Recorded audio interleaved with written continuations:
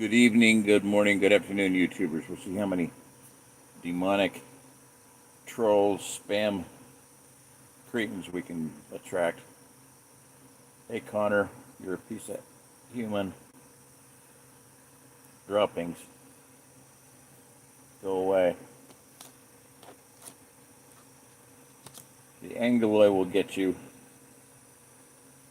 and chain you up and throw you down to the burning pits of hell. All right, fighting tragic with magic.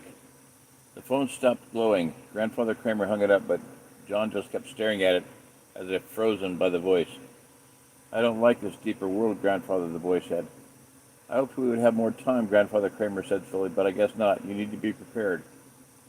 I'm going right now, John said, as if breaking out of a trance. Wait just a second, the old man said. He knew how hard the shadow had fallen on the boy. Don't go rushing off trying to be a hero. But they have Susan, John yelled, and she said all my family. I've already lost my parents to something in a deeper world. Here's a wee bit more light. Here, I'm not close enough to it. That's kind of irritating, isn't it? Whatever. That's a little better. Hold it like this. Don't raise your voice to me, boy, Grandfather Kramer said firmly. You don't know what's been lost or gained in this situation or that of your parents. John started to snap back at his grandfather, but stopped. I'm sorry, John said. But shouldn't I go save them? Save them, Grandfather asked. How can you save them? You don't even know where they are or what to save them from. That might not have been Susan's voice, but a fake. Be careful of lies. But how can I tell the difference, John asked, even more frustrated than ever. That's why I'm telling you to be prepared, the old man said. I want you to go sit down on the spirit flyer right now. But shouldn't I try to save her? Try to save her, John insisted. No, Grandfather said, much to John's surprise. Your only hope is to stay with the spirit flyer. If the demons have her, what can you do? How can you fight them? You can't see them, and when you do see them with the goggles, you fainted. You can't fight the battles of the deeper world with the weapons of our lesser world. You need magic to stop tragic. John looked down. He made his hands into fists, then realized the uselessness of his own hands. He walked over to the old red bicycle and sat down. Finally, he was ready to listen. What should I do? The boy asked.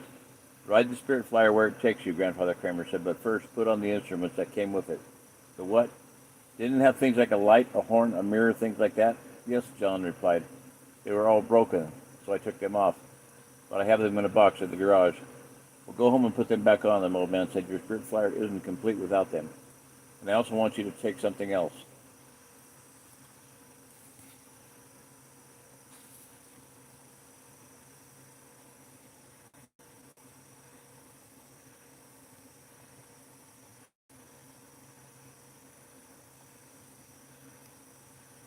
So who's listening? Zapton?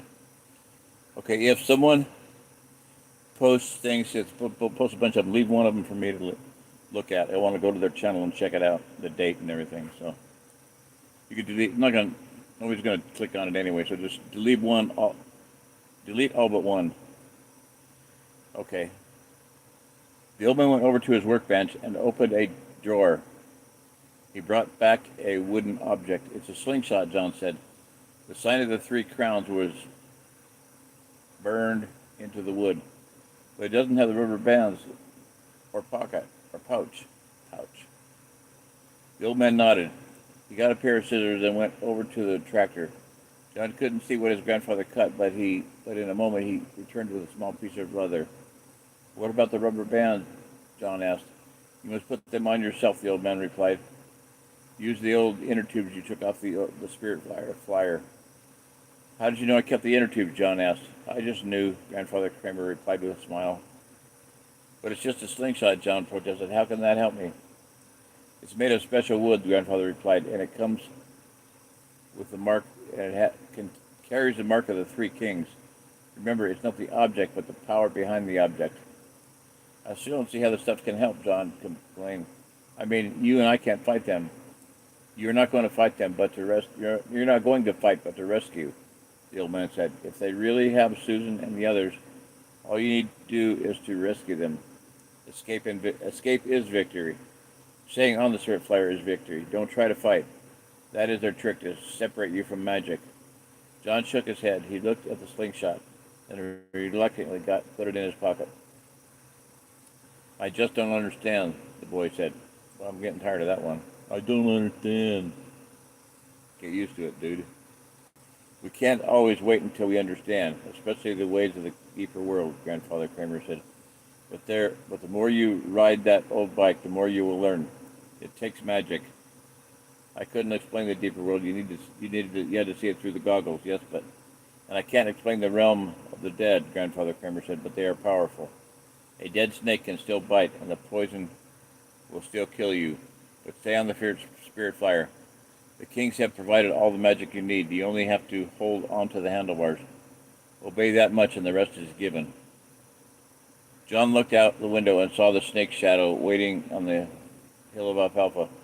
Should I go now? John asked. Yes, the old man said. You just stay on the Spirit Flyer.